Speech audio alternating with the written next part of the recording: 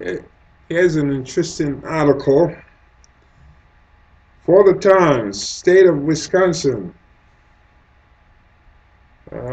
Trump's manufacturing promises disappoint as economy sours.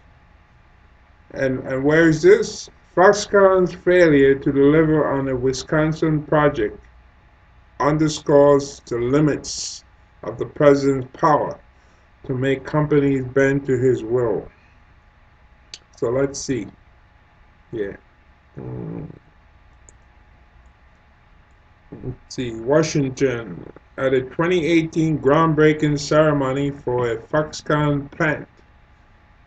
By the way, Foxconn is a Taiwanese company that makes like all sorts of products like phones, the iPhone, for Apple. They do all this stuff in China, cheap labor. Whereas reports that some people commit suicide. The pressure is so much. But anyway, that's another story for another day. But this is the same Foxconn here. So Trump got Foxconn come here, declared that the factory would be the eighth wonder of the world. Wow, you know, there are seven wonders of the world. A $10 billion hub that would hire 13,000 workers to make flat screen television in America's heartland. Wow, so that would be nice, right?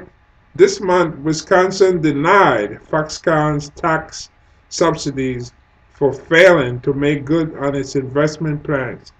The company has hired less than a quarter of the 2,080 workers it was expected to employ last year and invested just 300 million rather than the expected 3.3 billion, according to a report from Wisconsin's Division of Executive Budget and Finance. The Foxconn plant, the report said, appears to be primarily used for storage and is off track to be considered a viable manufacturing facility. Innovation centers that the Taiwanese company was supposed to open across the state sit empty. Foxconn's failure to create the kind of factory powerhouse that Mr. Trump described demonstrates how the president's promise of an American manufacturing renaissance has not always resulted in the pledged jobs or economic investment. Mr. Trump has threatened companies like General Motors, Harley Davidson, and Carrier with backbreaking taxes and boycotts if they move manufacturing abroad, often cajoling job promises out of those firms. But in many cases, those pledges went unfulfilled once Mr. Trump's attention shifted elsewhere and market realities could not be ignored.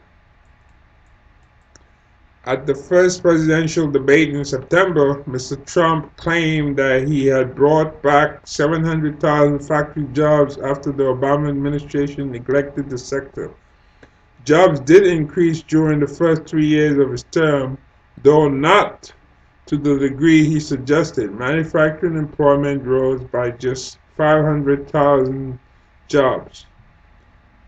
Through August, employment through August, employment in the sector had fallen by more than 200,000 from when Mr. Trump took office as a wave of plant closures and the pandemic recession took a toll.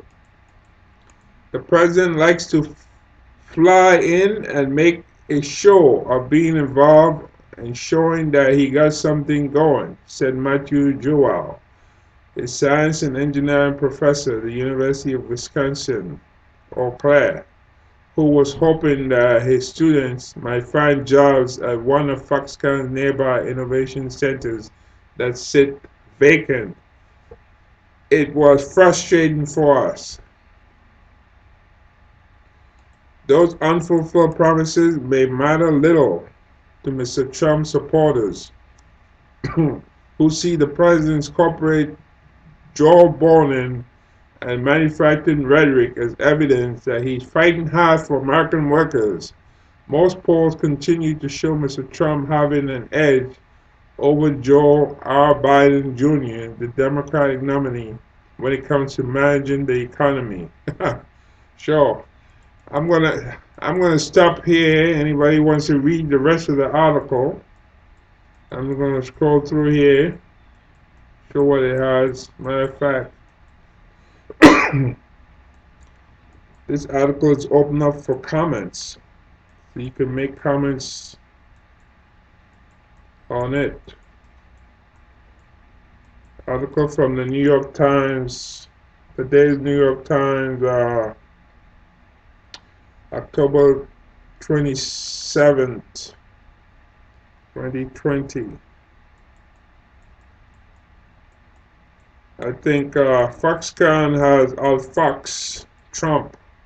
So all this hullabaloo and no jobs, and by the way, Wisconsin is one of those swing states. So yeah, maybe Trump supporters would forgive him, but what about the other people who are not his supporters and who are really looking for a job?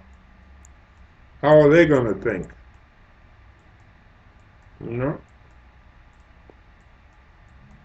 Let's see here. Any comments here in the section here? This person, Paul from Berkeley, says smart move by Foxconn given Trump's impetuous policies towards imports. This firm played the game and announced a new facility in Wisconsin. Good choice of location too, to curry favor with Trump. Right? But with doubts starting to arise about the president's re-election chances, Foxconn slowed down the momentum of its announced move. Instead, limit the investment and make it a showcase warehouse for now, and then wait until after the election to determine go ahead or pull back. Foxconn is in business to make money, and if one views all of its actions in that perspective, then they make sense. According to Paul from Berkeley. Okay, let's see a few more comments. This person, Stephen Beard, Troy, Ohio. Ohio is a swing state too. Stephen Beard said, all talk, no action. Isn't that what Trump said about Joe Biden? In a different context, of course. But the insult applies even more to Trump. Hot air. Wow. Anyway, I'll leave it at that. Anybody wants to read the article? It's right there in the New York Times.